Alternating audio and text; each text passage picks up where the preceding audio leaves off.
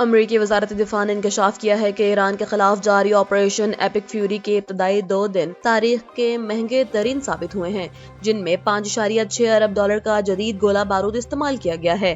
امریکی کانگریس کو بھیجی گئی تفصیلات کے مطابق ایران اور اسرائیل نے مشترکہ طور پر 5000 ٹن سے زائد بارود برسایا ہے، جس سے اب تک ایرانی شہداء کی تعداد 1045 ہو چکی ہے۔ اس صورتحال پر امریکی سیاستدانوں نے جدید ہتھیاروں کے ذخائر ختم ہونے پر گہرے تشویش کا اظہار کیا ہے۔ توقع ہے کہ ٹرمپ انتظامیہ رواں ہفتے دفاعی بجٹ میں اضافے کی درخواست کرے گی، تاہم پینٹاگون کے ترجمان کا دعویٰ ہے کہ فوج کے پاس مشن مکمل کرنے کے لیے کافی وسائل موجود ہیں۔ اقوام متحدہ میں پاکستان کے مستقل مندوب عاصم افتخار نے سلامتی کونسل کے اجلاس سے خطاب کرتے ہوئے افغانستان میں موجود دہشت گرد گروہوں کو عالمی امن کے لیے بڑا خطرہ قرار دے دیا ہے۔ انہوں نے انکشاف کیا ہے کہ طالبان دور حکومت میں TTP اور BLA جیسی تنظیموں کو محفوظ پناہ گاہیں میسر ہیں جو پاکستان میں خودکش حملوں کی منصوبہ بندی کر رہی ہیں۔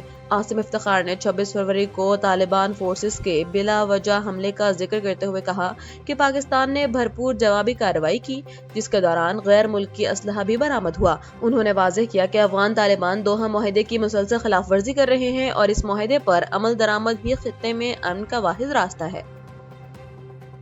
امریکی صدر ڈونلڈ ٹرمپ نے آئل ٹینکرز کے عملے کو مشورہ دیا ہے کہ وہ جان کا خطرہ مول لے کر آبنائے ہرمز سے گزریں اور جرأت کا مظاہرہ کریں۔ فوکس نیوز کے مطابق صدر ٹرمپ کا کہنا تھا کہ اس میں ڈرنے کی کوئی بات نہیں اور بحری جہازوں کو اپنا سفر جاری رکھنا چاہیے۔ تاہم صدر کے اس بیان پر سیاسی مبصرین اور سوشل میڈیا صارفین کی جانب سے سخت طنز کیا جا رہا ہے۔ ناقدین کا کہنا ہے کہ یہ ایک بہت اچھا آئیڈیا ہے، لیکن اس سے پہلے خود امریکی صدر کو کسی حفاظتی حصار کے بغیر ایک کشتی میں بیٹھ کر اس پرخطر راستے سے گزرنا چاہیے، جس کے بعد ہی دوسروں کو ایسی نصیحت جچتی ہے۔ حکومت پاکستان نے توانائی بحران سے نمٹنے کے لیے کفایت جاری پلان نافذ کر دیا ہے، جس کے تحت سرکاری گاڑیوں کے لیے پیٹرول کا کوٹا 50% کم کر دیا گیا ہے، جبکہ 60% گاڑیوں کے استعمال پر پابندی ہوگی۔ نوٹیفیکیشن کے مطابق وفاقی وزراء اور معاونین 2 ماہ تک تنخواہ نہیں لیں گے اور گریڈ 20 سے اوپر کے افسران کی تنخواہوں میں کٹوتی ہوگی۔ دفاتر اب ہفتے میں 4 دن کھلیں گے اور 50% عملہ گھر سے کام کرے گا۔ تعلیمی اداروں میں 16 سے 31 مارچ تک بہار کی چھٹیاں ہوں گی، جبکہ یونیورسٹیاں آن لائن کلاسز لیں گی۔